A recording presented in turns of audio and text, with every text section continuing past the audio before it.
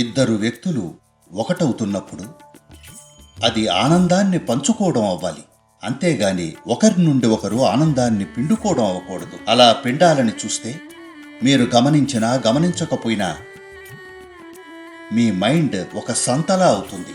ఇక మీరు తక్కువ ఇచ్చి ఎక్కువ పొందడం ఎలా అని బేరాలు చేస్తూ ఉంటారు. బతకటానికి ఇంకా జీవించటానికి తేడా ఉంది. మీరు ఒకటవుతున్నది జీవించటానికి, బతకటానికి కాదు. మీరు జీవించటం కోసం ఒకటవుతున్నట్లయితే ఇది అర్థం చేసుకోవాలి. జీవితం మెరుగుపడేది ఇవ్వడం ద్వారానే కానీ పిండుకోవడం ద్వారా కాదు.